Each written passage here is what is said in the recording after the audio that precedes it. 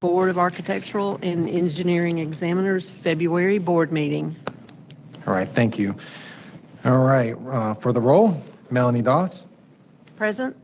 Rob Barrett, Here. Blair Parker, Here. Rick Thompson, Here.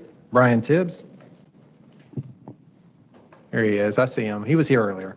Frank Wagster, Here. Dr. Ash, Here. Jason Carter, Present. Jeff Nally, Here. Alton Heathcote. I'm right here. All right, Eddie Jett. Here. And James Collins. Here. Chair, we have quorum. Thank you. Well, looks like we're ready for the notice of meeting. The notice of the February 8th, 2024 meeting of the Board of Architectural and Engineering Examiners was posted to the Board of Architectural and Engineering Examiners website on July 5th, 2023. The following agenda was posted February 1st, 2024. Let's see. Real quick, before we get started, we do have a public comment related section at the very end, per usual. That's been standard protocol the last couple meetings, and it will be in the foreseeable future. So, our podium there to your right, my left, will be where any of our visitors that would like to sign in or address the board can do so. So I would, obviously our professional associations, they'll make their announcements here. But do we have any other public? If you're here, please go to the podium and sign in, and then we'll allow you to make those comments at the end of the meeting. Okay. Also, real quick for announcements, we're looking that our rulemaking hearing is scheduled for August 2024. That long-awaited rulemaking hearing. We approved those rules. You remember the definitions and the additional pathways as well some time ago, but it looks like we're going to have that rulemaking hearing on August. So hopefully that will keep those moving and get those effects. So that's the goal. All right. Looks like we're ready then for the agenda. Before we approve the agenda, I just one recommendation or request. After the budget report, I'd like to add the Tennessee ASLA conference to the agenda and request for Blair's attendance to go there. It is scheduled from April 11th to the 12th. That's going to be in Nashville. And so that'll be a good opportunity for him to represent us there at that conference. So I'd like to, unless there's any other amendments to the agenda, I'd like to add that after the budget report. And then I'll wait and hear from anyone if there's any amendments that you would like to make. If not, then if we can entertain a motion. We've got a motion from Dr. Ash and then Chair. We got a second from Mr. Barrett. All in favor, please say aye. Aye. Any opposed? All right, hearing none, and then I think we'll make that that addition then and do that. And then looks like we're ready for the December minutes. And then Chair, I'll let you take it from there, and if anything for me, I'll yield. So we're at the December minutes.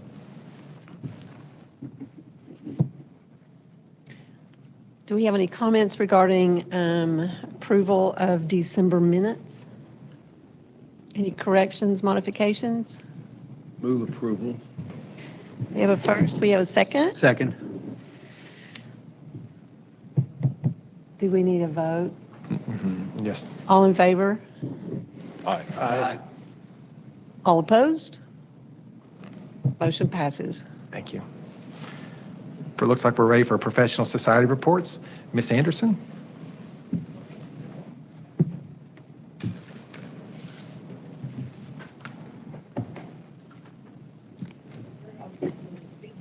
Yeah.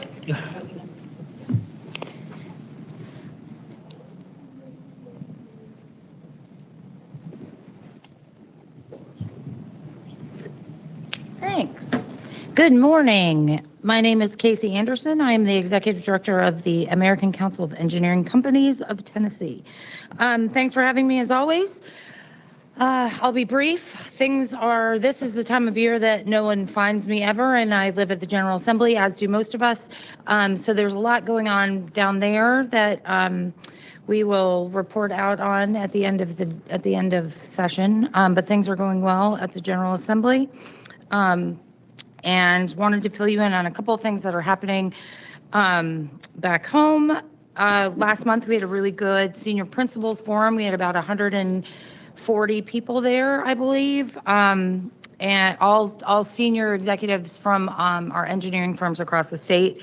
One speaker in particular that was really well received was a speaker who came in from California on integrating AI into your firm. Thank you, James Collins, for sending him my way. That was very well received, and I think a topic that we will continue to talk about over the coming years as these shifts in. I think he scared the bejesus out of all the old guys in the room. And the young people. I'm not the young people, but I think everybody in the room was a little bit terrified and at the same time empowered. I think that a balance in there somewhere, and we just have to continue to work to find it. So I think he was great. We'll have him and some others back over time. Wanted to let you know that E-Week, which is a celebration of engineers across the country, happens February 18th to 24th.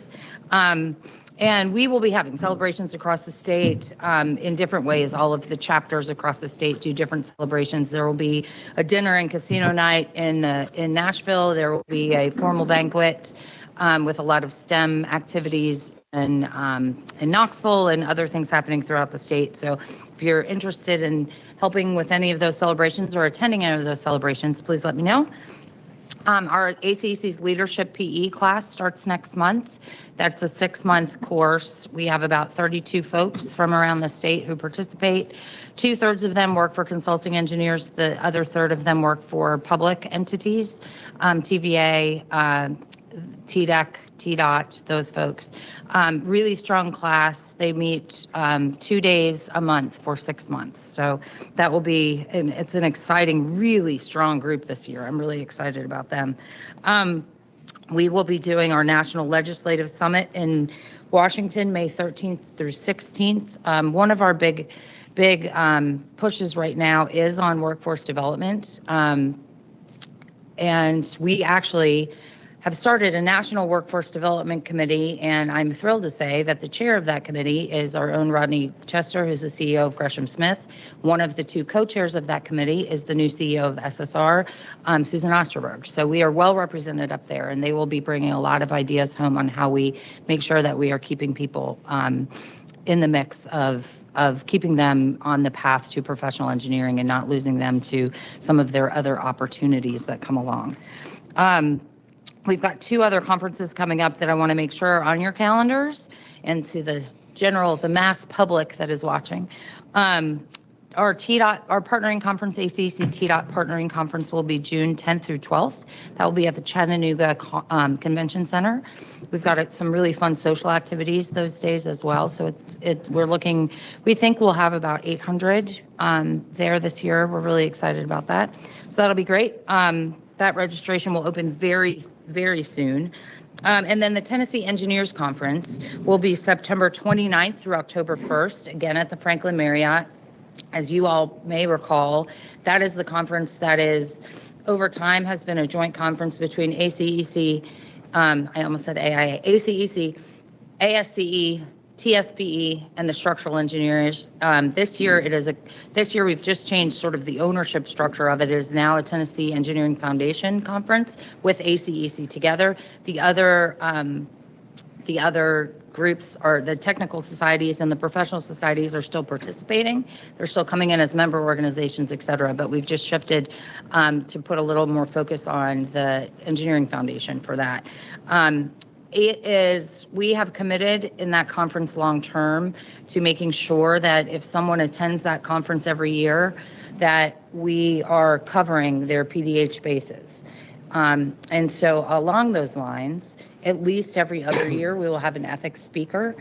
I am on the hunt for a really good one. We've had some excellent ones over time, but if anybody has any great ethics speakers that you have heard about, I would love for you to share that information with me because I think it's really important. We will typically be doing those ethics presentations in a full, not in a breakout session, but in a full group meeting, general session. And also, we will talk more as we get closer, but we would appreciate it if the AE board would continue to play a role in that. I think it's really important for that connection to continue between the two. That's all I have unless anyone has any questions. love it. Thank you so much. Thank you much. Ms. Cates.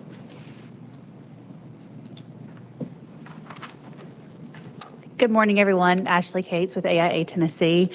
Mine's going to be fairly short. We'll run down a list of things focused on licensure and developing the pipeline. Recently at the board retreat in November, AIA Tennessee developed a K through 12 committee. So this is a fairly new committee, and they're still forming it, but we're focusing on the value of design and getting into this school system and learning about what is currently happening across the state and how the state component can support those initiatives and elevate those programs at higher levels. So we're excited about that. One of our local components, AIA Chattanooga, has been selected for a hip hop camp this year, and it's a hip hop architecture camp. It's in the summer of 2024. They're super excited about it. Chattanooga is our smallest local component with a little over 100 members, and so they're going to start gearing up for that. And I'll have some more information for you in April on the dates and the specifics that we can talk about. We're going to be gearing up AIA Tennessee for the Firm Friendly Award submission. So that's where we focus on. We ask firms to enter for free and provide details on how they support their young professionals, either licensed and or the ones that are pursuing licensure. And so those submissions will be opened up, and we'll acknowledge those firms at our conference in August. So, which I think lands on the same time as the licensing board. So I'll make a note of that next year to take a look and see if we can switch those dates around.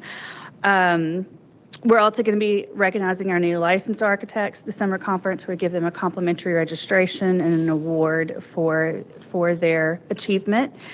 This year, we're also National is celebrating Architecture Week for K through 12 focus.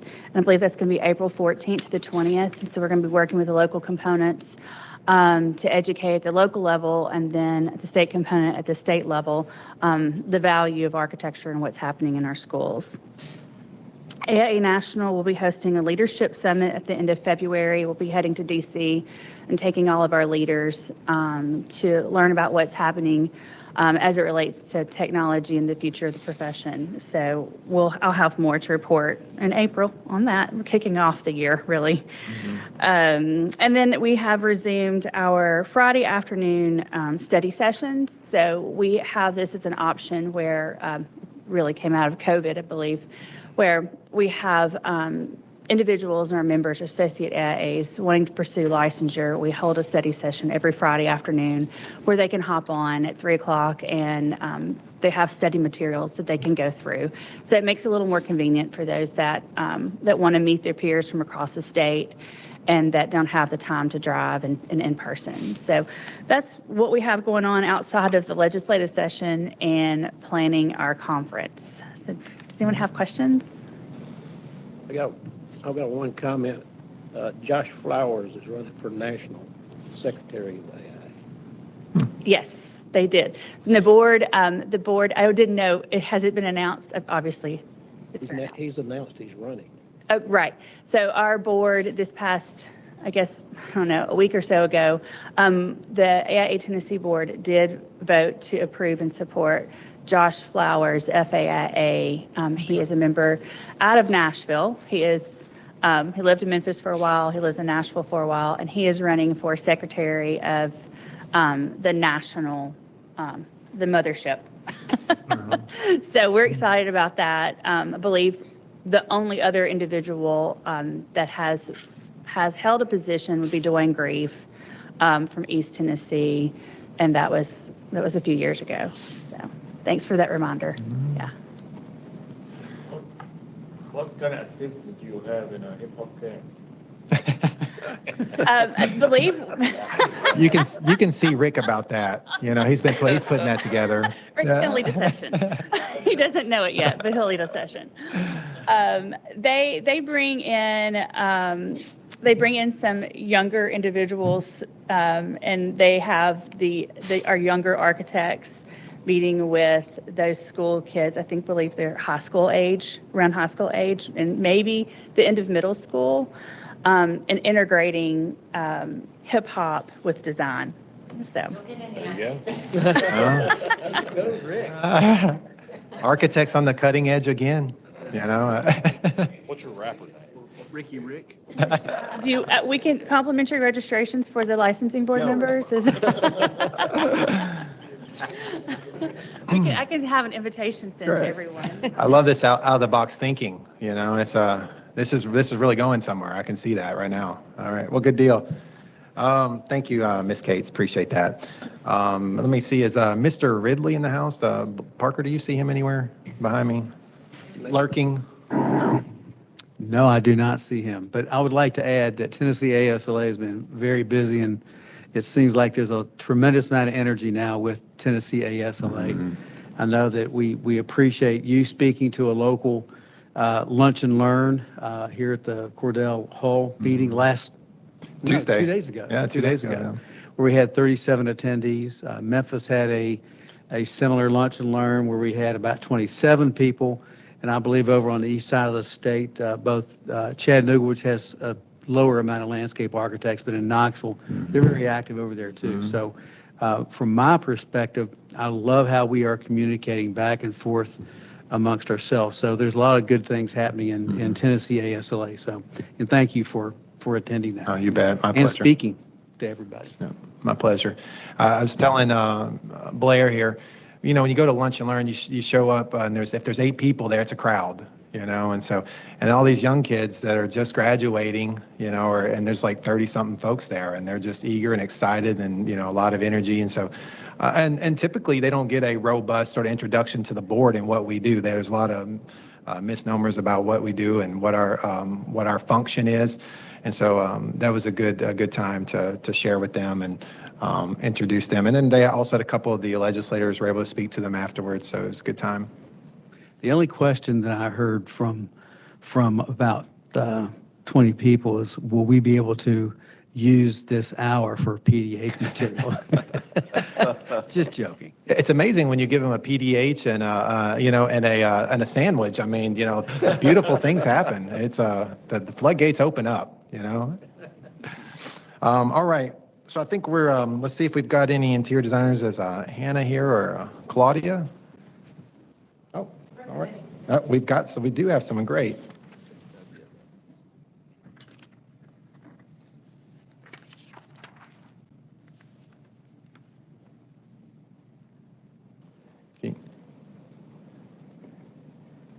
Thank you for coming, and if you wouldn't mind introducing yourself, that'd be great. Appreciate it. My name is Kathy Sandler. I'm the past president of ASID and current finance director. Claudia may be on her way, but if not, she forwarded me her notes for today. So we'll start with alphabetical order here with ASID. We just had our first monthly advocacy call with representatives from all chapters, and that was held by the ASID National Manager for Government and Public Affairs, Lauren Early, who's just been really wonderful about pulling everybody together. And they introduced each representative from each state and what legislation each state currently has in process. So ASID has a monthly meeting tonight, and then on the 14th we have something that's really exciting. Belmont, the O'Moore College of Architecture and Design at Belmont is returning to having a chapter, an ASID chapter. It's been a little while, so that's pretty exciting. And we are meeting with those new students on February 14th. And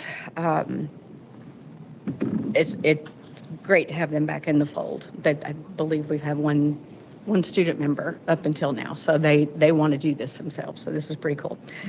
Some of us are also participating in one of our national sponsors. Kravet is holding a day-long seminar for students and members of the design community. Again, that's at Belmont. Great space, and it's a huge lineup of local designers. It's going to be really interesting what they're doing. And then we have ASID on March 1st has a day-long wellness event, and the well are all capitals. It is a CEU day. Everything has been vetted for LEED and well AP practitioners. So those CEUs are available all day, or just drop in for what you need. So that'll, and the entire day focuses around wellness across the board for everybody. So we also are planning a meeting with a joint meeting with IIDA. That should be coming up sometime in April. We'll have more details on that. And then ASID has their national conference, which this year is called Gather Catalyst 2024, and it is to be held August 11th through the 13th in Denver. We will have members of our board that will attend that. Our state conference is on September 19th. It is not a design year awards year for us, so we're doing something a little bit different by holding just a competition of a non-project sorts. That'll be a lot of fun. And our student representative to the board, Zachary Allis, is a junior at UT Chattanooga. And she has, she's building a board. She's building a student board within all the schools that we currently have on board in Tennessee. So they'll have a separate board within a board, which is pretty awesome because having the students involved is key to our future. And then in the planning events stages for this fall, we have a junior and senior and emerging professional event highlighting the diverse pathways in interior design and what's next for us. It is our mission at ASID this year for 2024 to invest in the next generation of leaders and get them involved in the profession early. That's been our focus for a couple of years, and it's really paying off. Y'all were talking about the old members rolling off before. We've got a lot of new young people on board and a lot of newer designers that are participating, and that's exactly what we need as well. So, as to IIDA, their executive board members attended their winter meeting in Chicago. God bless them. It was on February 2nd through the 4th. I hope they had long underwear. They have their annual planning session scheduled for Saturday, the 24th of February. And they've currently held a speed mentoring event with their students at Belmont on the 6th. So the employees had a few minutes to spend with each student, and students had a chance to get to do a quick elevator pitch. And that's been very successful before. So they also are sponsoring 2 students from UT Knoxville to attend the annual IIDA Shift Conference in Dallas next week. They are hosting a student night at Heinrichsen Showroom on February 28th for Belmont and MTSU students, allowing them to get to know each other and socialize. And then they were able to cover the cost of 13 new student members this month, which is pretty awesome. So, Very nice. Thank you, Kathy. thank you. Kathy, you did good. We'll let Claudia know. Any questions for her from the board or anything? All right, thank you for delivering that. We appreciate that. Thank you. All right. Looks like we're for the director's report. Budget report, it's no action here except for just me running through the numbers right quick for you and giving a snapshot of where we're at. If you recall at the last meeting, we reviewed the reserve balance and line items from previous fiscal years and financial reporting through September. So since that meeting, we have 3 more months of reporting. So we'll primarily look at October through December. And typically what I do with these is compare year end over end, look at those line items and see if there's anything that jumps out at me. Because if it's jumping out at me, it's probably something you're looking at too. So I'll just hit those things that I saw, and Hit the two negatives real hard. yeah, so we'll talk about that. The October budget line item under technology, that was a rather large expense. You'll see that. That was a large expense coming from, it was billed to reg boards across all boards for the core enhancements. And so that was our portion of that cost. There were some enhancements there. As you know, we went to reg access, and that was a big chunk. And then, they tinker around with it. And so anytime they come out, it's like calling a plumber, you're going to pay for that. So that was our chunk of that. Of course, you, under September line item, under other, there was that reallocation, 22,000 reallocation resulting in a charge back there. So. Same thing in December. Let me see if I can find it. Yeah, September was, and December was the grants coming back to us. That was every once in a while, I mean, sometimes it's a little slow coming in, but by the time they allocate it, it picks up on where, whatever months you're in, that's when it's going to get reallocated. And so by the time that got processed, we had two big chargebacks there, and that would be the grant money coming back to us, those refunds. So, all right, that's all I saw that jumped out at me. Is there anything else that you saw that, other than that, it looked like we were trending pretty normal from year end over end?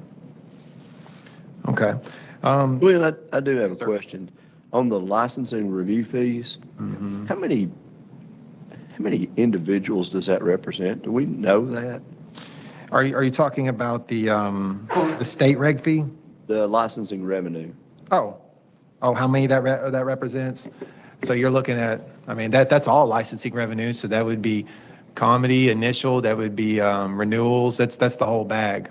So anything that comes in on that front would be allocated there. Okay. So 17,000 engineers and. Yeah. So you're looking at $140 to $195 roughly. Let's say 200. And if you were to take that number, divide it into that, that's about who came through the pipeline, whether renewals or initials. Now, and you guys have a pretty good feel of what those initials and comedies look like because you see those sheets come through. And so, it's going to be primarily renewals is what you're looking at. It's not a flood of initials, proportionally to our licensing pool. So those are mostly renewals. Do we know how many new licenses we issue?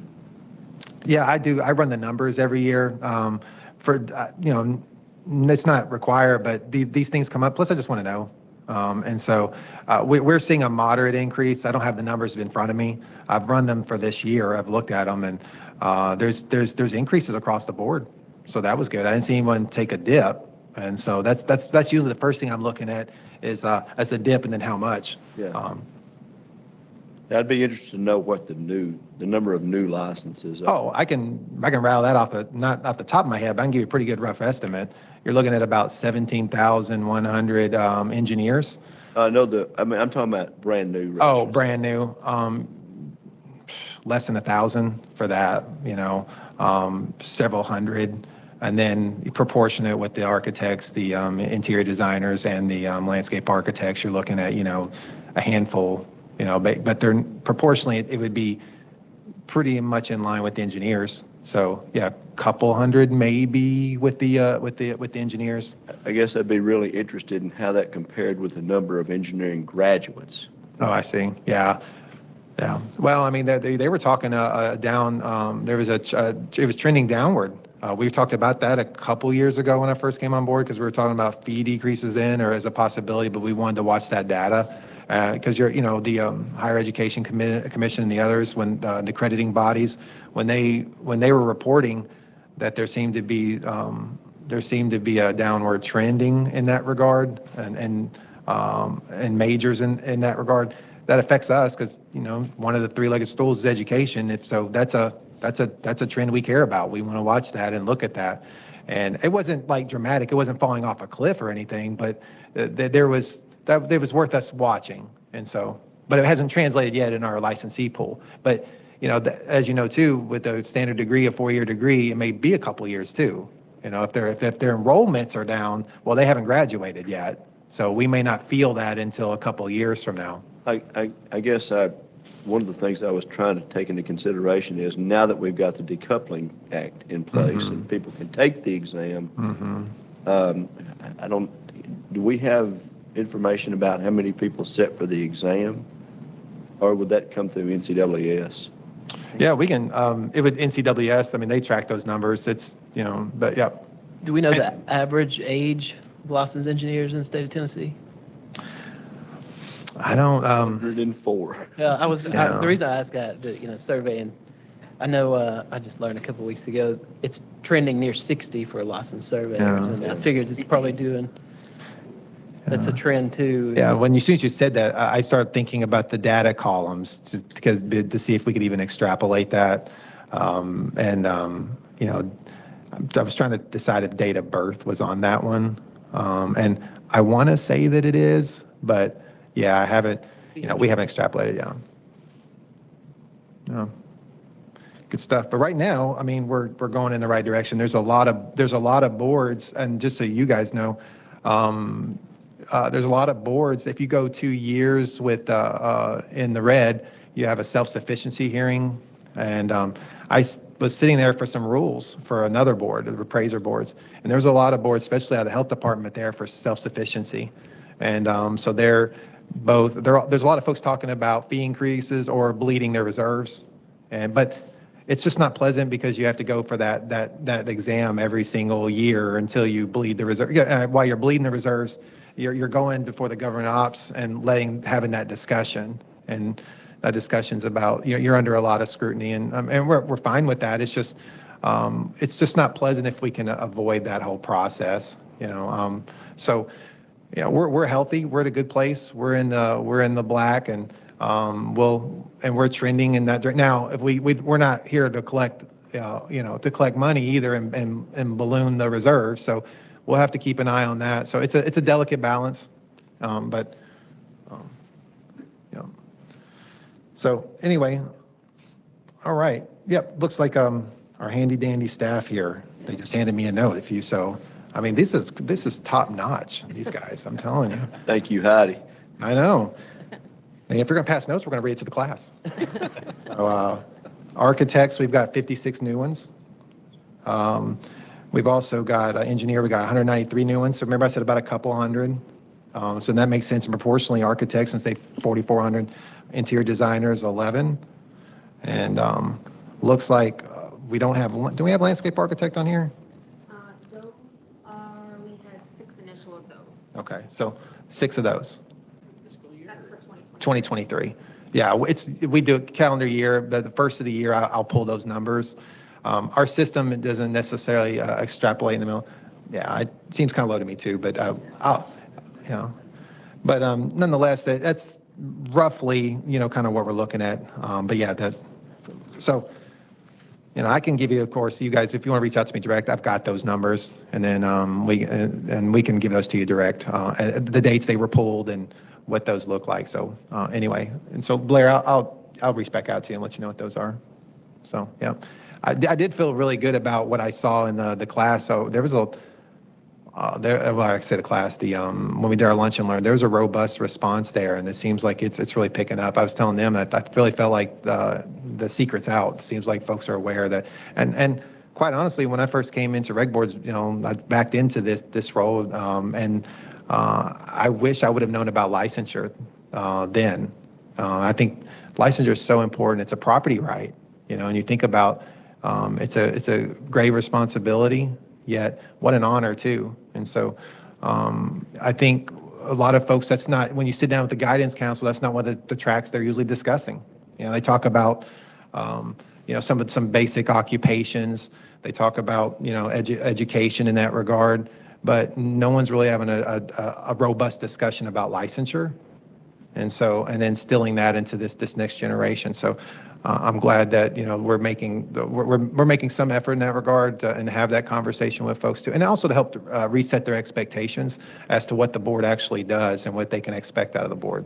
Of course, being different fiduciary responsibility, much of what folks People often think that the board itself is a professional association, and that's not what they are. That's a completely different fiduciary responsibility, and the public at large thinks that there. I notice when I'm getting feedback, that's by and large what they think that they do, or they sort of make all the decisions as they're a separate legislative body, and that's not the case either. So there's just kind of reining that in a little bit and having that discussion. That's been good. So yeah, there you go. So yeah, increasing. We're going in the right direction. Looks like the design professions have a future. Oh. All right. Get there. Unless there's any more questions on that, I think we can discuss the Tennessee ASLA conference. We added that to the agenda, if you recall, at the very beginning. Just as a reminder, the American Society of Landscape Architects, the state chapters are having their annual conference here in Nashville, April 11th to 12th, and we'd like to send Blair.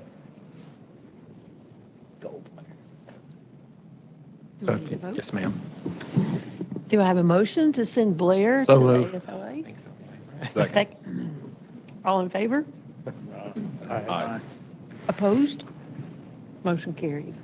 Thank you. Where is it, Blair? Here in Nashville. Oh, okay.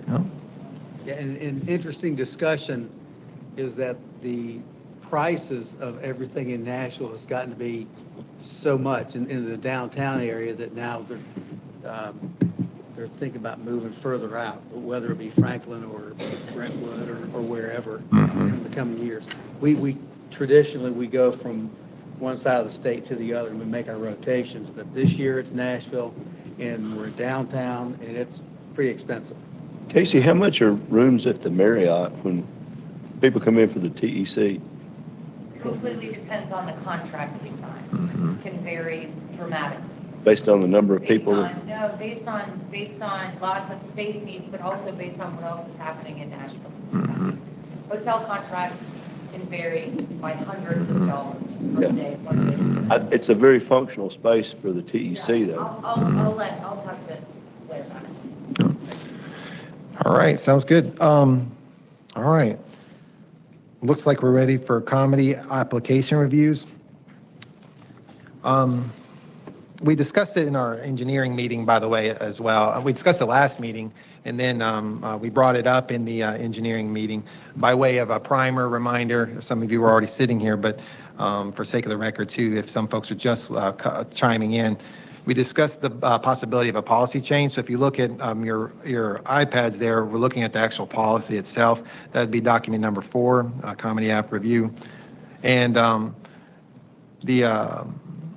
the certifying bodies themselves, NCWS, NCARB, CIDQ, and CLARB. And this policy is only dealing with architects and engineers, but we want a new process change. What it boils down to is where the certifying bodies themselves, these associations, have for comedy and model law only, if they verified the 3-legged stool well within our statute, there's no sort of there's no wiggle room on that. There's no sort of, we need some, we need to exercise some discretion, or there's some equivalency issue. Any of those type of things, those are sundry things, still come to the board members. But what we're asking is that we delete the highlighted portions of that policy. If you notice, none of the requirements are highlighted, just the process. And then we're asking that the board would grant the administration to go ahead and approve those applications and those applications only. If there's any issues as to equivalency, they still come to the board members. But what we want to do is unplug your inbox so you can really focus that time on the things you need to be focusing on, and then also not delaying, for sake of administrative efficiency, not delaying those applications so we can get those folks to work if they've hit all the three requirements, as certified by the body themselves, who in our statute that's who they're to go to and transmit that record. The engineers discussed this morning and were unanimous in our approval, and I guess if there's a motion that you need, you've got one. Yeah. We have a motion? I have a question about item 5 under engineers. It says no record of disciplinary action for felony conviction. Do we have a time limitation on that, or 5 years, 10 years? Yeah, oftentimes there's not a time limitation because we take, like any of our applications, and those would be one of those things too that would come back before the board, because if it requires some discretionary action, then obviously that discretion belongs to the board, rightfully so. We're not entitled to that as staff, and so we're not going to step out of our role. So we would bring that to the boards themselves if there was any question as to disciplinary action that could be a non-starter. But I do know that, we talked about sending, what is it, a letter of cautions outside of 5 years, or if they're, or I forget, it was in our legal report some time ago. It's 5 years seems to be sort of it's sort of a mitigating or aggravating factor if it's one of those things that are sort of on the bubble, But obviously, if it's an issue of moral turpitude directly affecting the industry itself, that's a whole entirely different ballgame. That may require a committee discussion, But if it's something that we know, if it's a renewal, that's a property right, so it's a higher standard there as well. We had for revocation, and also for an initial, you've got fresh start. So just like we've done with our applications before, if they fall into any of that territory, we're going to bring that before the application review committee and have that discussion there. Had one comment, excuse me. Something I just learned, and y'all may already know this, but I just learned this a couple of weeks ago. In reviewing comedy applications, we need to make sure that the information we're getting on the exam pass is the NCEES record and not the record from the states, because some states have different rules about what they do with how they grade the exams than the NCEES does. And it's gotten to the point where NCEES has actually enacted a policy that requires the member organizations to provide the NCEES results and not their state results on those. So it's something we need to be aware of as we review comedy applications. Mm-hmm.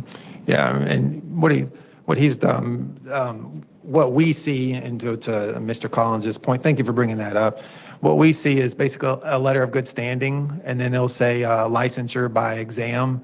And then the certifying body, the state itself, that's providing that letter of good standing will indicate what they passed, when they passed it. And is that what you were referring to? Or? Yeah, so there's actually some states that do some really strange things with exam grades, like adding on points for different preferences and things like that to the actual grade that was passed and not the actual NCEES test results. And so we just and they're required, and the organizations are required when they get a comment to, provide commenting information to provide the NCEES results, but not all states do that. Some states report their state results, which may not match the NCEES results. Well, that makes me feel better because, we'll take a letter of good standing where they report the NCEES results, but like state results, we wouldn't mess with that. That would be, so thank you for clarifying that. That makes me feel better. My mind started going to all different places on the administrative side of places, but so that's good news. But something I was not aware of. So thank you for bringing that to us. Yeah. So is that particular concern addressed in item 4 under the engineers? The engineers committee made the recommendation for approval. Yeah. Okay. Well, in addressing Mr. Collins' comment, we don't need to modify. So yeah, concern is addressed in item number 4 that is described here. Mm-hmm. That's correct.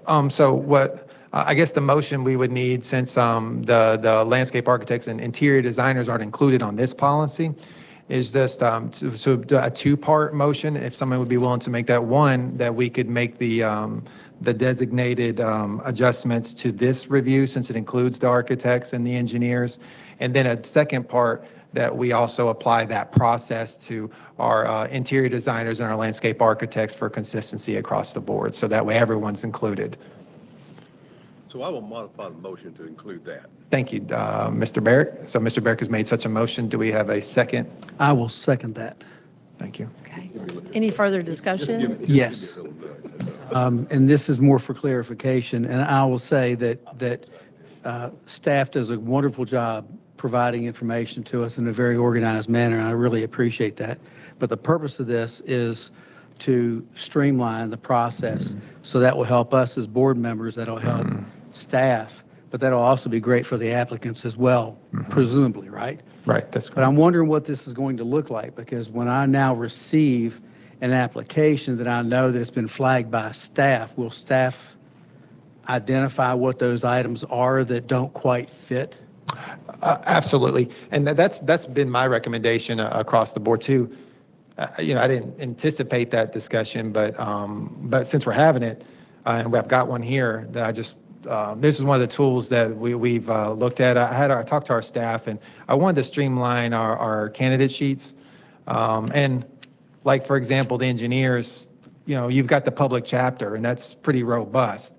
Well, it really boils down to 3 pathways. And so we spelled it out for when we send that application to folks, and they have those 3 pathways. And then we identify which pathway, much like what we would with the land surveyors as well. So you're not, and if there's any concern, that's to come with a footnote. We don't just send those otherwise. And if you obviously we're human beings, there's going to be we all have to do our reviews. We don't shortcut that. Like every individual review is a silo, but and that's part of those stop gaps that we put in place to protect ourselves. However, our process is to identify the pathway that they're coming, and then any footnotes as to what we're asking the folks to decide. And if you'll notice, I do that in our meetings as well. I'll put the statute and what question we're trying to answer, and then we have that discussion. Otherwise, we just sort of go into space.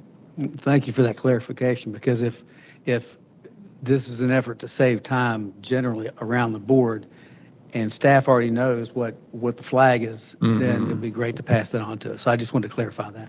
No, thank you very much. I appreciate that. We don't want you guys guessing.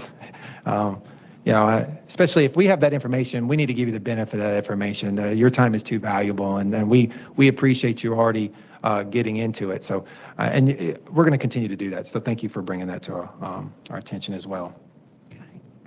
Okay, so we've got a motion and a second, and I guess did we vote on it? We have not voted. Okay. So do we need to restate the motion, or are we good? It's 2 parts. The motion, Dr. Bear, or I want to call you. I'm trying to give you a doctorate degree. Maybe you have one. All right. So, Mr. Barrick, it's a 2-part motion. Correct me if I'm wrong. So we've got a 2-part motion. The first part is an adjustment to the as signified in this policy, making those revisions as designated here, highlighted, removing those sections. And then second part, including our interior designers and our landscape architects to that same process for consistency across the board. Very good. All in favor? Yeah, I kind of needed it reinstated. All in favor? Aye. All opposed? Motion carries. Thank you, ma'am. All right. Looks like we're ready for a discussion on reapplications.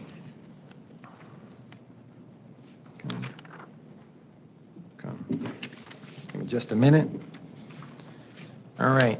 We initially had this discussion 100 years ago, or at least it feels that way. You probably remember, probably a couple years when I first came on board, I was looking for some process improvements, and one of those was reapplications. Reapplication, just to put it in for mine, it goes without saying, it is a reapplication. It's not initial. They've been here once before. They've given us all the qualifications. They've been a licensee. They've walked around with a license in their pocket in the state of Tennessee for however many years, at least 2 years. And so this is somebody that's coming back to us and saying, hey, I want a license again. They're not brand new. It's I don't remember that Visa card where somebody really famous would come up and they don't want them to identify themselves, and you've already know who they are. You've seen them before, and then like their mom would come up and they'd want their identification. That's kind of what we wanted to avoid. We want to use common sense in what we're doing. Like, we've seen this person, we have their record already, they're a known quantity, and so they're coming back now. We do want to we do want an active license in another jurisdiction. This tells me that they're actively working right now. They didn't take a 15-year break and then just sort of show up on our doorstep again and dust it off, and they're going to go out and make design plans. Or they've got 24 hours of PDHs, meaning they're still engaged in the industry within the last 2 years. So if they don't have one or the other, then they wouldn't qualify. So that's a given. And then the board decided that we would waive the references. for the last, if they haven't been expired more than 4 years. And again, they're providing that information. They're another licensee. They've got active license. That's not going to change. That remains the same. What I'm asking for, and we saw a boost already when we went 4 years. And I remember when I first said, I mentioned 4 years, and a couple of folks, and I might even say the infamous Mr. Campbell was like, well, we probably giving you 6. And that's, I felt like I was, here I was negotiating for a car, and I cut myself off, So that's kind of what we're doing here. And it's just, if we could have 5 or 6, I think that would pick up a few of our applications. And the reason why I say that is because I'm holding a correspondence between one of our applicants that was 5 years, and then they're trying to find references for some, and it was sort of an administrative wrangle for them. And we're not going to catch everybody. I get that, but I don't know what the board's comfortable with, but if we could add, 5 or 6 years to that, a lot of times I hear a lot of industries, 5 seems to be that nice round number that gets thrown around. I think that might be able to pick up a few more of those applications, so we don't see those either. But I'm happy with the 4. If the board doesn't want to go any further, that's fine by me. But if you wanted to go 5 or 6, I wouldn't be mad at you either. So there it is. Any discussion, thoughts? To get the discussion started, how about we make a motion, make it 5 years? All right, Mr. Barrick, Dr. Barrick wants to give us a motion for 5 years. Okay, we have a motion. Do we have a second? Motion dies for I'll second the motion. All right, got a second then. All right. Do we have further discussion? Then we will vote. All in favor? Aye. All opposed? Motion carries. All right. Thank you very much. All right, I think we're ready for committee reports. We had 2 committees. We had the engineers, and then we also had the architects. So, Mr. Barrick, since you're on a roll, how about you? You want to fill us in then? Dr. Barrett, the Reverend. Yeah. The Reverend Doctor. Very right, Reverend Dr. Barrick. So the Engineers Committee, we met, we had a discussion about appellations and engineer versus professional engineer. And what we have generally agreed to is that the NCEES is working on this. They have some language that we want to adopt and incorporate either into our rules or our statutes. And that I guess at a future meeting, we will get that language and hold hands and agree to go forward. Did I say that okay? Mm-hmm. Yes, sir. All right. And we also discussed the comedy applications, which the board just voted on. Mm-hmm. And then we adjourned. Oh, I'm sorry, that's not true. You had another discussion. We had another discussion regarding a legal issue where that Alton has reviewed several times and has recommended a 6-month suspension of license because of the level of the punishment. He would ask us to look at it with him, and we did agree that it was appropriate. Nobody thought we ought to do more or less, and that will be coming to the board in the legal report. Yeah, that would be number 7 on your represent. When we get there, that you'll sort of get a summary and update on the engineer discussion then. Then we adjourned. Yeah. Thank you, sir. Thank you. Looks like the architects, Rick or Frank. Oh, there's Brian as well. Good deal. Hey, Brian, I'll give a quick report. The main part of our discussion was on regional realignment in the NCARB. And a little background, presently there are 6 regions, of which Tennessee is in Region 3, which is a southeast region. And there has been discussion over the last few years of that not being totally equitable to all states. In other words, there's two regions, one northeast that has a lot less people in it and a lot less members. And then the one in the, I don't even know what you call it, the north central region, I guess. Again, these are states that aren't very populous and don't have a lot of architects, but they are in a separate region. So the idea was to realign and get more, I guess, equity in numbers, best I can tell. And so in doing so, they've made a proposal to us, to the NCARB, that there be 5 regions, and they've redistributed the way the states are aligned. And they've moved us out of Region 3 into a Region E, I think it's called, which is not part of the Southeastern group. And to make, real quick, what our group decided and agreed to, made a motion to agree that we wish to remain in the Southeast region. Right now, they've penciled us out. It kind of looks like gerrymandering almost to me, the way they've done some of this. And so that's our stand, and we have a regional conference in Savannah in a couple of weeks, and so we'll take that, and if we have time, we'll maybe put together a letter showing what our stance is, but mainly when we meet with our Region 3 group, we're going to say we want to stay in Region 3, or in the Southeast region.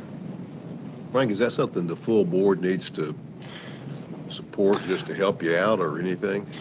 We'll take your support, but I don't think so. We do have like all of our associations, there's usually one person delegated to vote in the national, in the national forum. And so that delegate, one, in keeping with our statutory requirements in the Sunshine Law, we wanted to have that discussion in the open forum, so that way folks know, what the intent of the Architects Committee will be when they go to that meeting. But no, sir.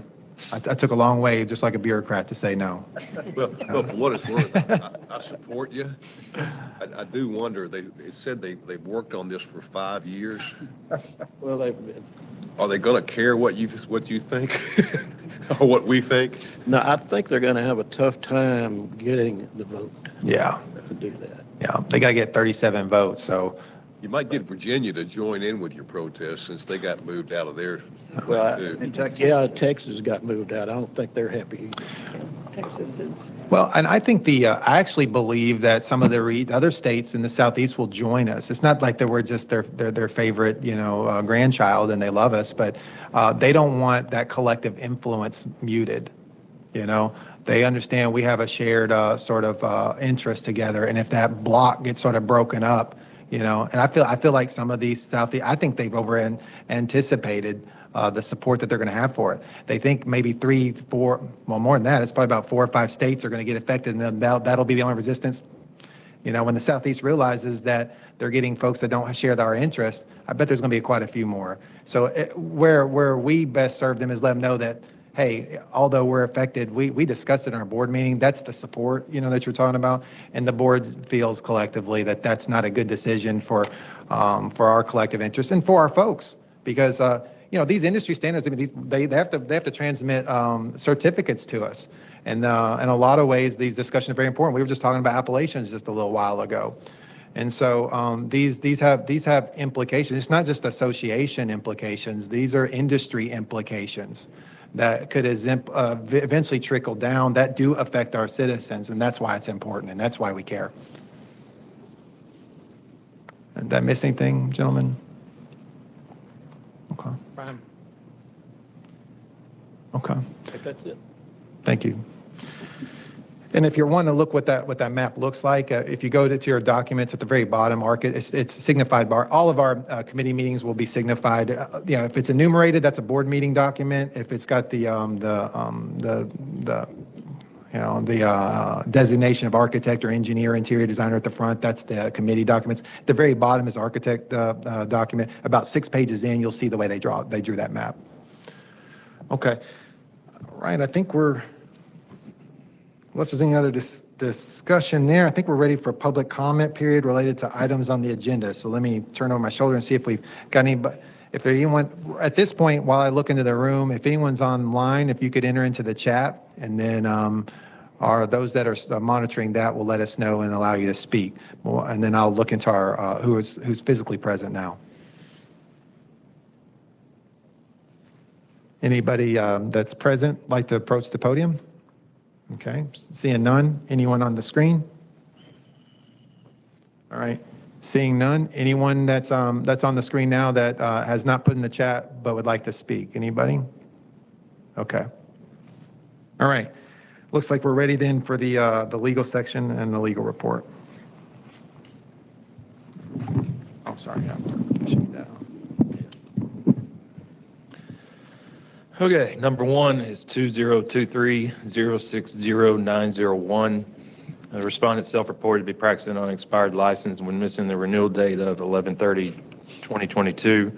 Respondent maintained all PDH. Respondent stamped 2 sets of erosion control plans for waste borrow sites that were requirements for a construction general permit application. Respondent has since renewed the license on 11/29/2023. It's reviewed by board member Eddie Jett. Mitigating factors, self-reported. Aggravating factors, practicing on expired license. Recommendation is authorized civil penalty of $1,000 by consent order and formal charges for practicing on expired license and pass the laws and rules exam.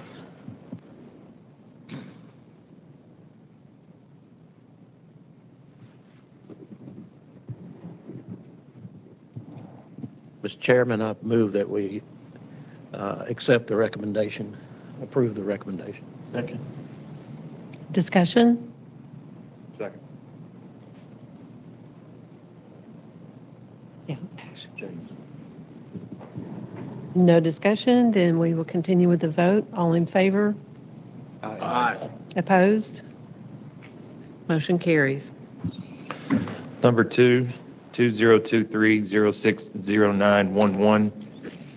Respondent answered yes to practicing on an expired license when submitting a renewal application. Respondent explains that the answer was a misunderstanding and stated that he was licensed in the past and let his license expire while employed with a manufacturing firm. Respondent's duties as an employee are engineering calculations, specify equipment, generate drawings, and other engineering tasks. However, nothing is required to be approved by a professional engineer. All work is for internal use at the plant. Respondent's position uses the appellation of engineer, but all work is handled in-house and not directed to the general public. There is no evidence that respondent is using the appellation outside of employment. This was reviewed by board member Jason Carter. Mitigating factors are there's no violations. An employee with work being in-house. Recommendation is send a letter of caution as a reminder to avoid using appellation of engineer outside of employment until properly registered. I'll move to approve the recommendation. Second? Second. Any discussion? Therefore, we'll vote. All in favor? Aye. Opposed? Motion carries. Number three, 2023-061721. Respondent self-reported to be practicing on expired license when missing the renewal date of 12/31/2022. Respondent stamped 2 site plans and 1 field observation letter during the expiration period. Respondent has since renewed the license on 12/4/2023. It's reviewed by board member Eddie Jett. Mitigating factors self-reported. Aggravating factors practicing on an expired license. Recommendation is authorize a civil penalty of $1,250 by consent order and formal charges for practicing on an expired license and pass the laws and rules exam. Just for clarification, I wanted to say, is it $416.67 per event, or did you say two of them were bad and they're $500 each and one of them's $250? Yeah, the observation letter, 250. Yeah, okay, It wasn't really, okay. it was required, but it wasn't, I deemed equivalent to ceiling plans. Thanks for doing the math. That's Yep. good math, isn't it? Yep.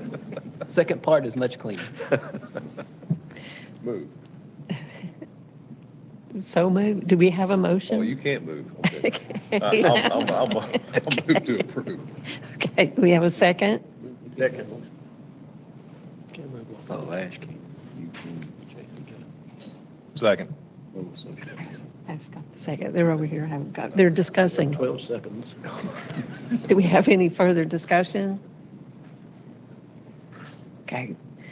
All in favor, say aye. Aye. All opposed? Motion carries. Number 4, 2023-062131. Respondent self-reported to be practicing on expired license when missing the renewal date of 1/31/2023.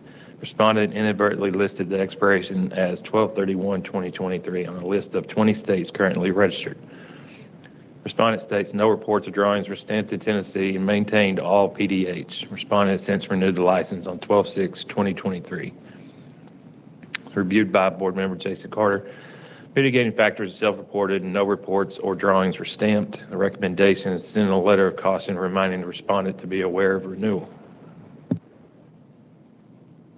we have a motion? Move approval. Second? Second. Any discussion? All in favor, say aye. Aye.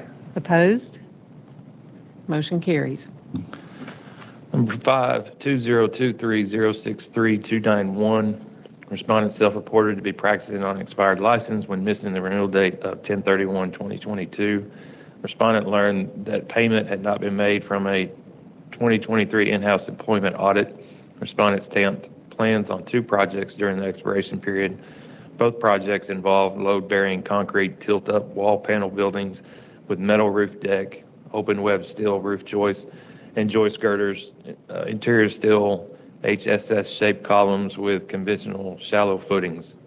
Respondent has since renewed the license on 12/13/2023. Reviewed by Board Member Dr. Ash, and mitigating factors is self-reported. The recommendation here, well, the aggravating factor also is practicing on expired license. Recommendation is authorize civil penalty of $1,000 by consent order and formal charges by practicing on an expired license and pass the laws and rules exam. Do we have a motion? So moved. Second? Second. Discussion? With no discussion, all in favor, say aye. Aye. Opposed? Motion carries. And number 6 is 2024-000431. Respondent self-reported to be practicing on an expired license when missing the renewal date of 4/30/2023. Respondent explains that the original project started in 2019, but nothing was done until 2023. Client needed an update on a building code listed on the index sheet and had a change for the structural engineer. Total work done on respondent's part was changing the IBC code year on index sheet and updated detail to match structural change. The revisions were made and sent back to the client. Respondent's license has since been renewed on 1/3/2024. Reviewed by Board Member Frank Waxter. Mitigating factors is self-reported and small revisions on plans. Recommendation is authorize civil penalty of $250 by consent order and formal charges for practicing on expired license and pass the laws and rules exam. To Motion? approve. Second? Second. Discussion? All in favor, say aye. Aye. Opposed? Motion carries. Okay, this one was presented last meeting, and the board voted to have a review. And Alton Heathcote did the review. So the new information on this is based on the review. The plans included numerous errors and omissions that would be critical to construction, as well as compliance with standard utility, drainage, grading, parking requirements that would normally, excuse me, that would normally be components of any subdivision regulations. More importantly, the errors and omissions would negatively impact the safe use of the facilities. Respondent also changed the name on a check that was issued by the complainant to the state of Tennessee for regulatory review fees and scratched out the state of Tennessee, inserted his own name, and then cashed the check. When confronted by the complainant, the respondent stated that the state of Tennessee would only take a credit card and was reimbursing himself for the cost of the review fee. When the complainant checked with the state of Tennessee, they found no record of payment by credit card for the review fees. So the new recommendation here is it's authorized a voluntary suspension, not surrender, but it's still surrendering the license for 6 months by consent order and formal charges, and present the next set of stamp plans after the suspension to the board for review. Do we have a motion? Can I, at least, we ought to add, take it past the laws and rules exam to that too? Unless there are other. Yeah, we could do that as a new board Madam Chairman, decision. As I told you a little earlier, the engineers discussed this at some length, and we agreed, we have consensus that we should accept the recommendation with the addition of taking the laws and rules exam, and so I'm making the motion. Thank you. Do we have a second? Second. And discussion. For Brent to submit his set of stamp plans for review, Alton did that on his own, and I think if we have the ability to, we need to retain a third party, independent party to do the review. And it's, just because I think it's too much work on him.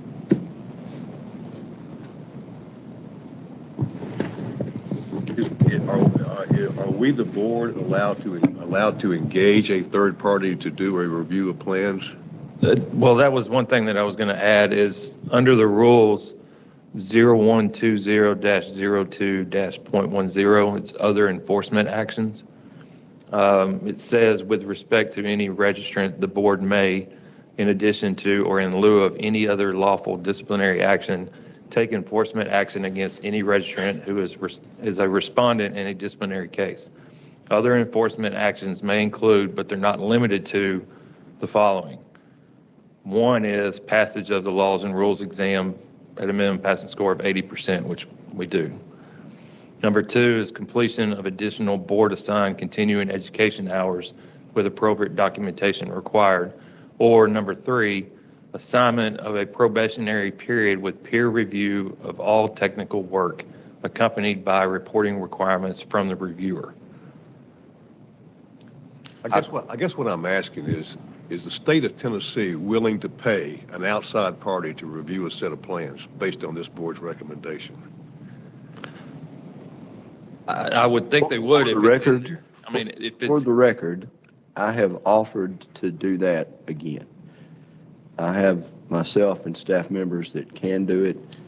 As I've explained to everybody, I clearly understood when I accepted this role and responsibility that there may be some, not just time, but other obligations associated with it, and I am willing to do that. I think Dr. Ashler was saying maybe it's best that you don't do that. I have a third party. It would be independent of me that can do that. Your effort is going to be deeply appreciated. I just was trying to save you the time. And I appreciate that. I do, and I'm very grateful. Be careful, no good deed goes unpunished. Yeah. And one thing that we can look, and we can look at it, Alton. We do have expert reviews, where we have it. We're contracted with some folks, but that's limited. We don't have it's not a deep, stable, and it's also limited according to contract. We can't ask somebody outside of contract those terms, obviously. So we could look at that and see if that would be within that contract. Because clearly we have the budget for it. We wouldn't be bashful about taking care of that but it would determine whether or not we had a contract for it. There's, and so, we just have to look at who's already contracted with us and has an account with Edison that can bill us to accounts payable. And if there's somebody that can do that, then by all means, we wouldn't be bashful. We could shift it over there. But well, I don't, without having that information in front of me, I can't say definitively. So I don't want to say, yeah, we can do that. I'd like to at least see if there are contractors that you do have. I'd like to see the list so that we can kind of validate that, yep, we think they're competent to review this. Yeah. This is in their field of expertise. I do have a question for Alton. That last sentence says, apparently this guy forged his name on a check. And then it says, State of Tennessee found no record of him paying it by credit card. Is that until the complainant called his hand on it. And then 2 weeks later, they got receipt of the credit card payment. Yeah, they eventually did, but after his hand was called. yeah. Just being cautious, Alton, since you have prepared the evaluation that you have and sort of worked this, I would hope that even if we don't go outside the board, that we have another board member review.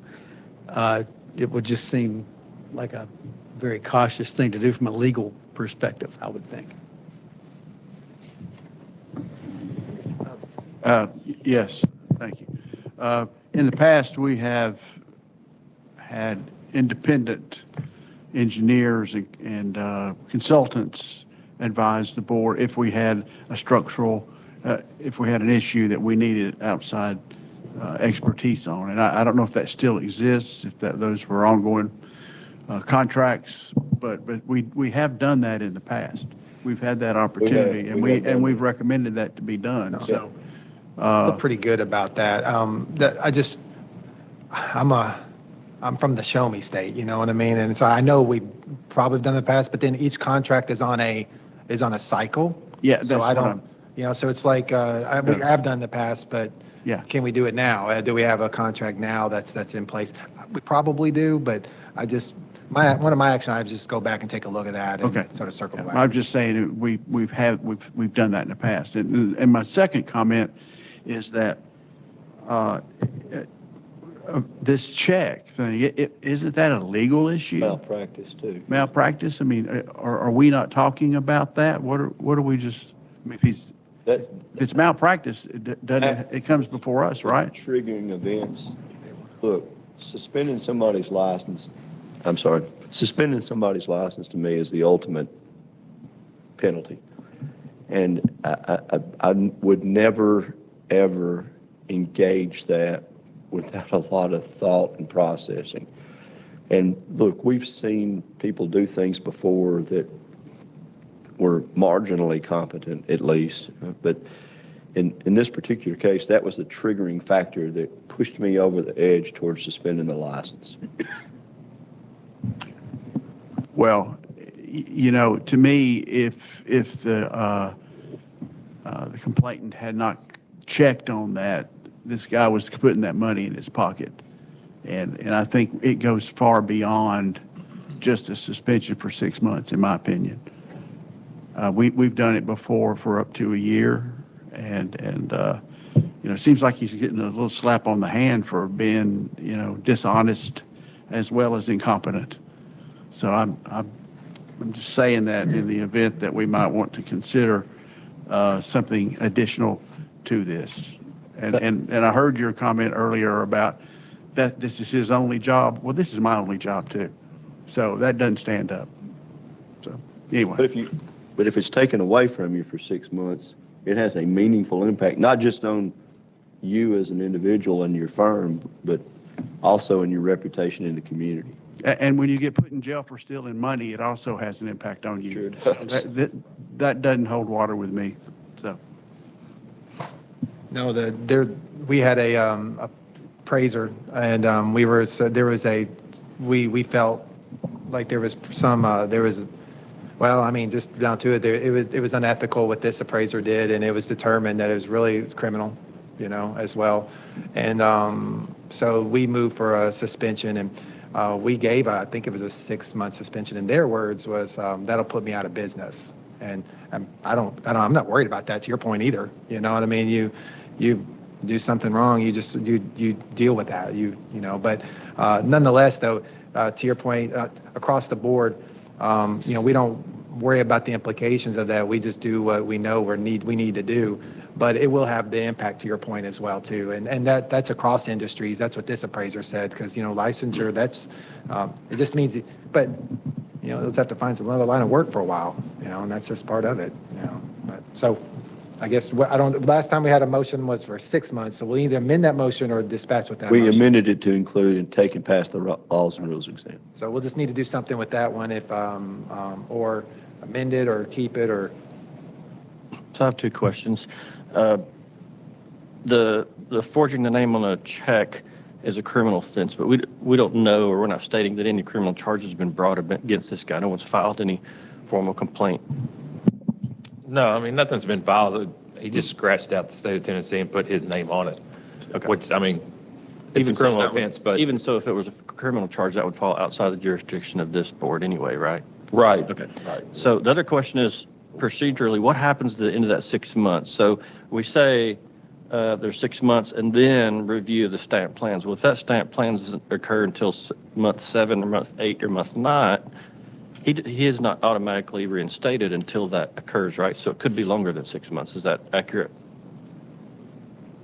Yeah, I think that's accurate. I mean, after the 6 months, and his next set of plans would have to be reviewed by the board, and which could be a while. That could be another 2 or 3 months. Okay. So you're saying eligibility after 6 months doesn't mean it's automatic. Right. Right. Just clarifying that. That's a good clarification. Question if we Thus do. the request to have the review done to determine whether or not there was still the same level of incompetence. To impose further action. Correct. So for review after 6 months, eligibility for review after 6 months. As far as jurisdiction, him scratching out the name and putting his name on the check goes to misrepresentation, which is clearly shown in our rules of practice. So even if it's not a crime, it's still Malpractice. It's still malpractice. misleading the public. Yeah, Elton, I have a question. Hey, Frank. Yeah. Go ahead. Oh, sorry. Go ahead. Oh, yeah, I was going to ask if this goes to a formal hearing, don't you think that having a second party review the plans? I actually did get a second party review. I didn't just do it myself. I had another party review it independent of me. Oh, well, I thought we were talking about another independent party. But we're not. After 6 months. You had somebody referred to it. Well, After 6 months, no, we'd have somebody another we work review. with, but not in my. I see. I'm sorry. But right now, we've got a motion and a second. Is that correct? And Mr. Collins? Yeah, so I had one question. When Stuart was reading the potential penalties against someone, the last one you read was a peer review of this person's products for some period of time. And the only concern I have about how this is stated in here is that we would review his next set of plans, stamp plans. And my concern since this person does have a history of having problems in the past as well, is that he's going to do a really, really bang-up job on the next set of plans, and after that, he's going to go back to his old ways and start putting out stuff that's not appropriate. So I'm wondering if we should include some sort of a peer review of his work for a year or something like that afterwards to make sure that things are still being done appropriately.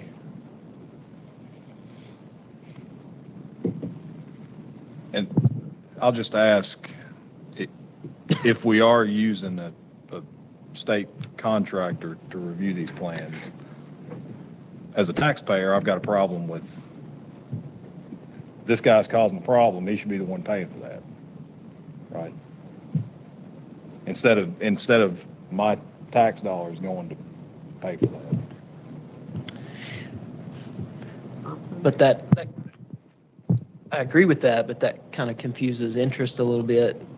If we're regulating license, it's probably in the general public's interest that we hire a third party to review it rather than him individually. Or maybe, there could be a reimbursement, but it's probably in the state's interest or our profession, for us to take care of who that is, whether or not we make him pay for that later on. And for clarification and full disclosure, I did pay this individual to review these plans. Separate from me, I did my own independent review, but I did pay him to review. Not with no bias. I didn't try to inflect any bias into his review. Mr. Thompson? What do we, so how does this impact, his license is suspended for 6 months, and at the end of the 6 months, we get a set of drawings. So he's practicing under an expired license to give us a set of drawings. That's double jeopardy. Well, I need to make a clarification on the suspension and then, of course, the rule that gives that probationary period. It's a probationary period, meaning that he's still going to be working, but it's going to be reviewed. His work will be reviewed, because if you're suspended, like you said, you cannot practice until you're reinstated. So my intent was to have him suspended, that he couldn't practice. right. And that's the difference between the probationary period with the review and then the suspension is, I think what we would have to do is suspend for 6 months, reinstate, and then his next set of plans would be reviewed.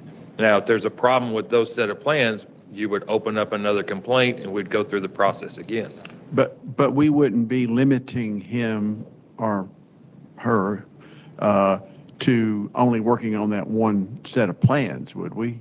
After the 6 month, I mean, if I've got a 6 month suspension and my suspension is up, can I go out and work on 10 projects?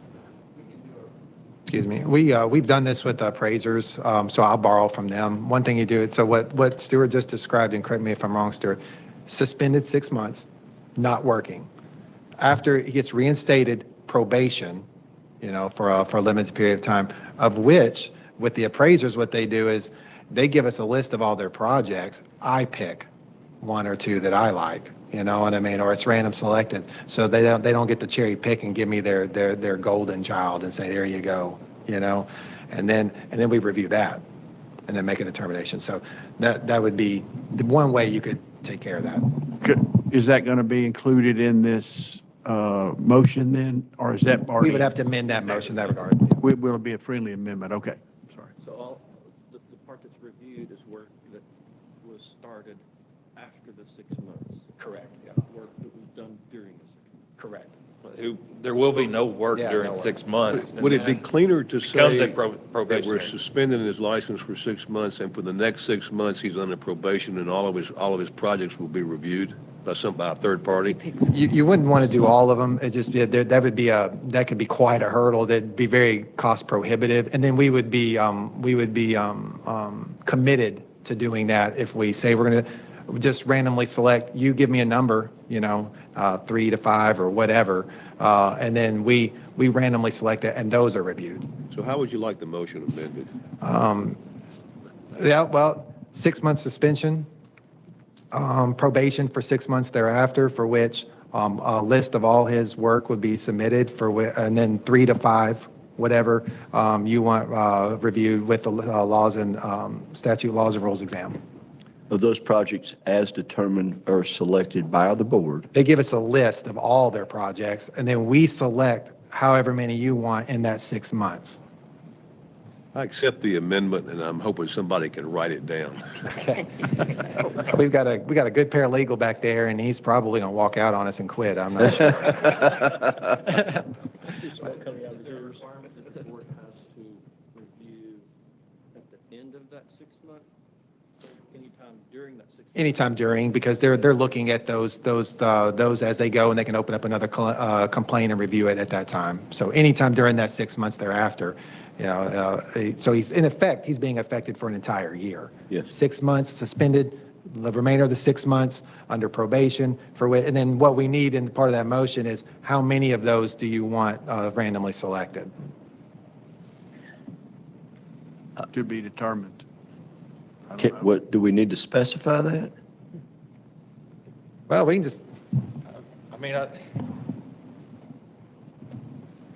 yeah, I mean, you probably want to specify like three. I would think a minimum of 3. I accept that amendment. And it's random, randomly selected. right, that's Would right. it be any work product or just plants? I think as determined by the board. Yeah, and we want that purposely ambiguous, all their work, anything that they've done under their license for which we select 3. Hey, one quick question, Stuart and Glenn. Would this, if we say by the board, would that really be the engineering committee that makes the determination about which ones we select for review? You are the designee of the board, so that would be the board. Okay. You by way of extension. Thank you for that clarification. I am the board. That's a terrifying thought. It is for me too. It's like, I thought somebody left the door open. I felt that draft come through. All right, so let me restate it, Chair, Please. or if you have it, go ahead. You restate, please. It was a mouthful, wasn't it? All right, so, Anybody know how to second that? all right, so Get ready, Chris. he's locked and loaded. This isn't the time to go to the bathroom, Chris, so we're gonna need you here. All right, so suspended for 6 months, then a 6-month probation, of which he or she will submit they'll submit all of their work, for which we randomly select 3 items for review and the laws and rules exam. They can pass the laws and rules exam. I like it. All right. Chris, did you get all that? And is that your motion, Mr. Barrett? That's the motion. I guess we don't need to do a second, though. Submit all of his work or a list? A list of all of his work, yeah. And we had a second. Do we need a new second? So we need a new second. I'll second the friendly amendment, or the amendment. Any more discussion? Okay. Before we vote, thank you to everybody for, this needed to be a collaborative effort because this is an extraordinarily serious act. So thanks everybody for their input. All in favor? Aye. Opposed? Motion carries. Thank you. That's the end of the report. May I bring up one thing? Of the 7 items we had on the legal report, 6 of them were for working on an expired license. Remind me of the reminders that we as registrants receive from the board that we have an upcoming, license renewal period. So we get 2 notifications? Yes, you get a, you get a letter, and you don't always get an email. So oftentimes we'll send an email if there's a change, like we did with the rollover seat. That was significant enough that was going to affect a lot of folks. We want them to have some runway in front of them. And then typically another letter will go out oftentimes if there's some change in the status, as well. But that's it. I ask that because the U.S. mail where I live is not very efficient. And we will receive letters months and months after they were initially mailed. And I wonder, being licensed in other states, I receive at least 2 reminders from, I think, every state I'm licensed in other than Tennessee. I think that's right. But my point is that I wonder if we don't need to reevaluate. Maybe we send out a second reminder closer to the deadline, so it's like, oops, I really forgot about that. Or if you put this in charge of somebody in your office and that's their responsibility, but you get a reminder from the state that tells me that I'm not registered yet and maybe I should look into it. As design professionals, we're in charge of it. We don't need to give it to anyone else, but we know how it works in real life. I would also add to that the other industry are resorting more towards text reminders because email is such a hard thing to combat with from IT perspective. If you'll notice from doctors, there's a lot of things going towards text reminders for renewals, but I don't know if that's something we want to explore. Because I do have one comment on this. Is it's nice that we have a public service that we remind people of their duty to renew their license, but it's the responsibility of the licensee. And so even if they don't get, it's still their responsibility. Yeah.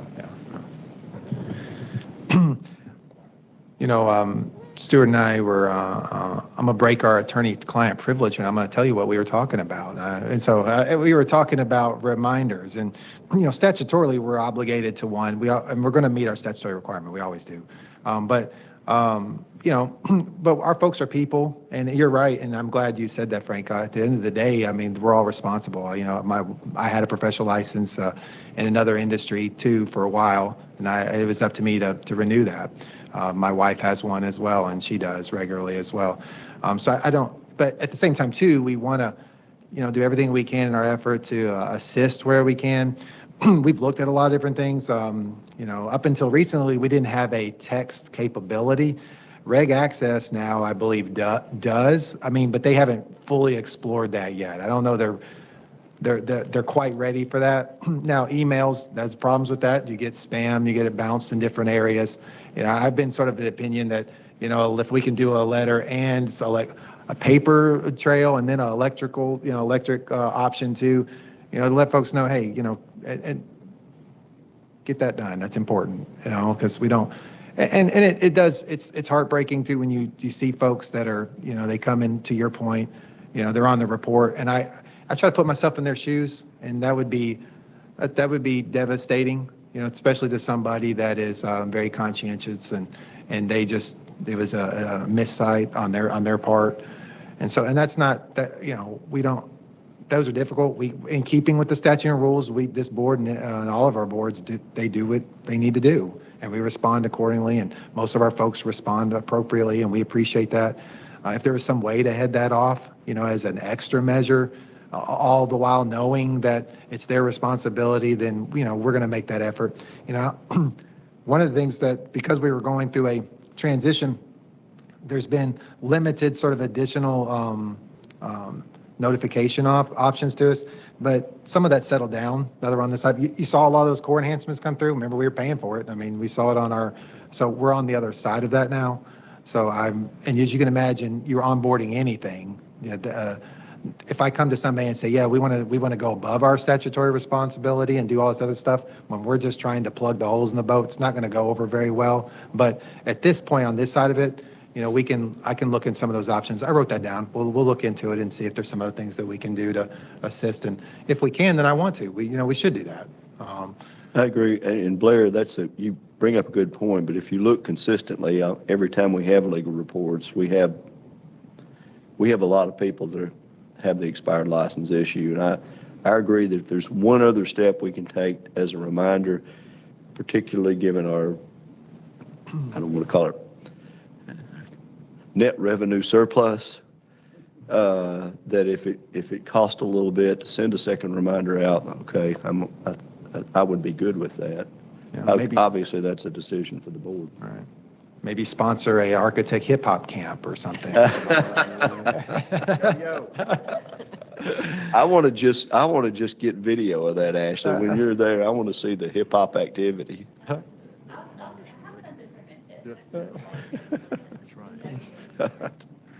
All right. Okay. So it looks like we're done with the legal report. Then we're in new business. Before we jump in there, I forgot that I didn't mention this last meeting, and then forgot again at the committee report. So if you would bear with me, if I don't get it out now, it's probably lost forever. So I wanted to give one little update. It's regarding NC. I believe it's where did I put that? There it is. It's regarding NCEES. There's a UK mutual recognition agreement. That's a possibility. It's on the table. NCEES has been talking about that. Thank you, architects, for paving the way. You've already got one. And so I guess the engineers, they wanted one too. And so they're talking to the. They're not a member of the Washington Accord? They are, but it's, the states still have to institute and accept it. For example, NCAAS NCAAS can adopt it, and the associations can adopt it just like they did with the last mutual agreement. But until the states do that and apply that to themselves, it's more symbolic than anything else. So it's a matter of process.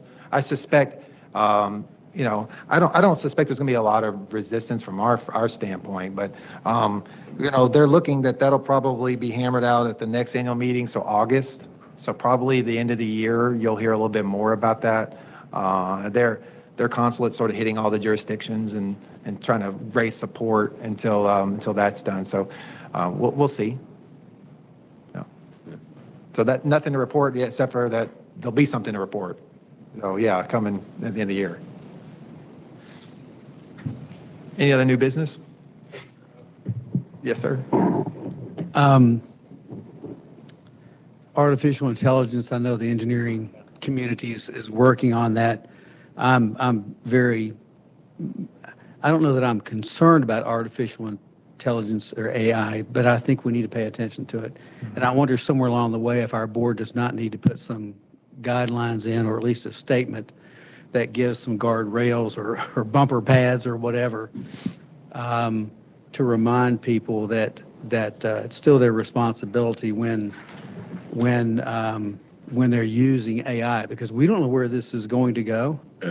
And it's amazing what has happened in the last couple of years for all of our professions. But for example, an AI writing a set of specifications, and then the design professional does not review those set of specs as thoroughly as maybe they should. Well, that's still the responsibility of that design professional. But I just wonder where this is going. I have no idea. And I'm not necessarily making any recommendations other than I believe we as a board need to pay attention to this. And then somewhere along the way, I think it's our responsibility to put in place some type of statement reminding those licensed in our state that it's their responsibility. And this will go further, I'm sure, as the years come along, because this is getting very, very, very detailed. So, Blair, that's a good point. I will say on behalf of the engineering committee, we looked at that a few months ago, I think maybe at the October meeting, and we asked Glenn to reach out to other member board advisors across the country to determine what actions they're taking, what they're reviewing, what information they're putting together. I think one of the leaders in that was Florida. You reached out to Florida, and Florida determined this is happening so fast, by the time we get legislation in place, it would be archaic. So I tell my kids all the time, I'm waiting for technology to stop, and then I'll learn it. and I think that may be kind of the statement that Florida made. But Casey had one of the speakers that came into the Tennessee Engineering Conference that was, I guess, at least nationally recognized AI expert. Yeah, and you talk about a terrified group of 140 people. It was pin drop quiet. This guy, I mean, he was really good, and he did a great job of the presentation. He gave us a lot of information, but it will scare the pants off of you. well, I do wonder if maybe we as a board need to be addressed or hear a presentation like that from an expert in the field. I don't have the answers. I don't even know what to ask, but I know it's in front of us, and I'm just afraid that design professionals are going to get caught into a quagmire of craziness that goes on, and maybe we as a board can help to at least make sense of that. Dr. Ash? I don't think we need to wait for Florida and then follow their footsteps. And we can be, leaders on our, by ourselves. We were discussing that, and my suggestion here is we're going to look at AI from a different perspective. Academics look at it one way, practitioners look at it a different way. And I really like the guy who spoke in the ACEC event, and I don't see why not we can have a 1 hour online Zoom call with him to discuss our concerns and see what he can do for us in terms of maybe a seminar designed for the way we look at things. You know, there are a bunch of legal issues go with it, ethical, and my opinion is we don't need to wait on anybody. We need to take our steps because most of our firms already have taken strides to address that. And so if the industry is doing that, I think we need to do that as well. And I'll also say, as a landscape architect, we are sometimes involved in the front of a project, but most often we are not. So when we receive information from other design professionals, we're assuming it's correct. And, it comes from a design professional, so it should be correct. But it's a scary kind of thing. So I don't know what the answer is, but I just would like to get ahead of the curve. We're not ahead of the curve. I'd like to move on this somewhere along the way, so. Possible to have him come and speak, because it seems like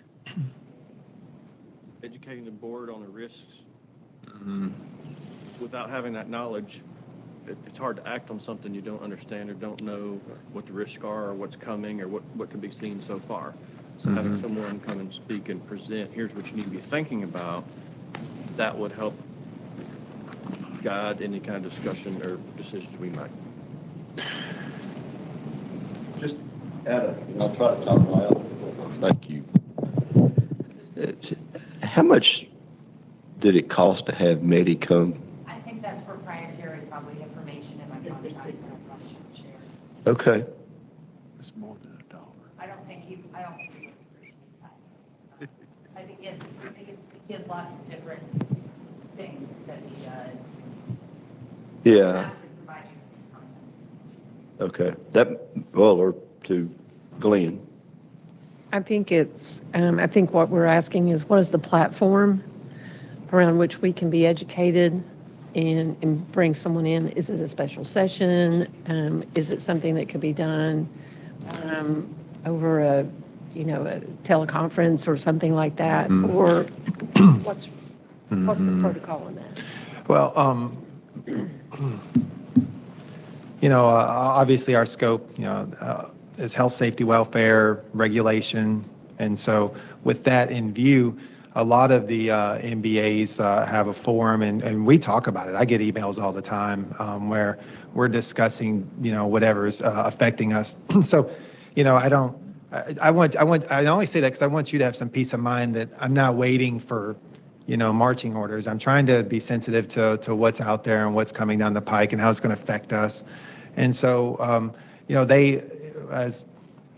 this isn't unique to Tennessee. The AI wasn't developed. Maybe it was developed here, but it's not unique here. It's going everywhere. And so, everyone else that I've talked to has the same concerns. I mean, I can't. Appraisers have the same concern. Home inspectors worry about it. Everybody worries about it. So it's not. It's not unique to engineers or design professionals. And so, I keep my ear to the ground as far as that goes.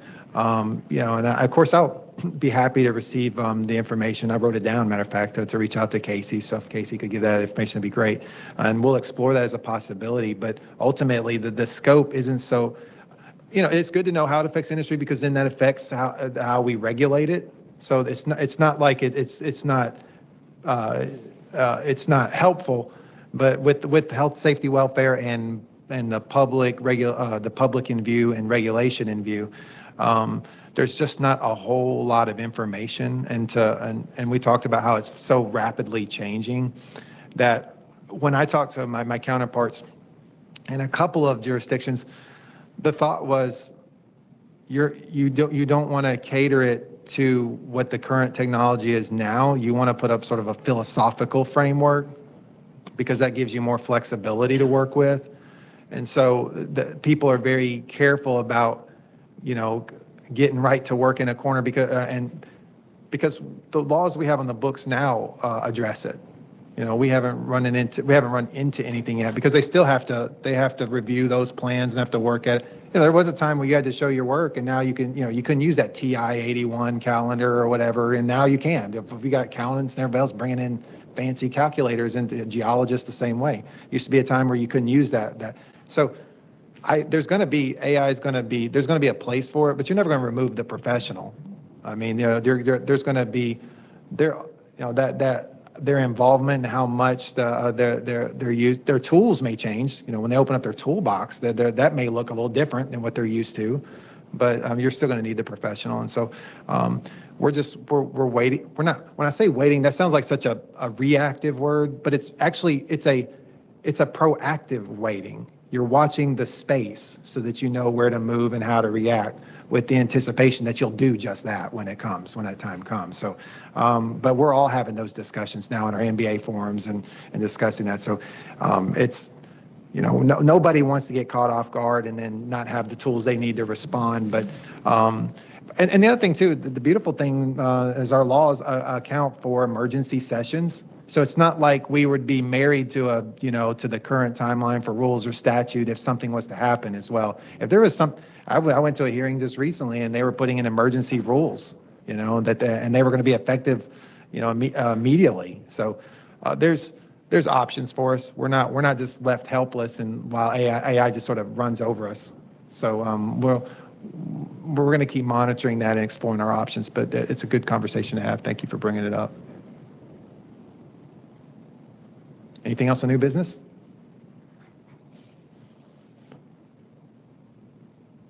All right. Chair?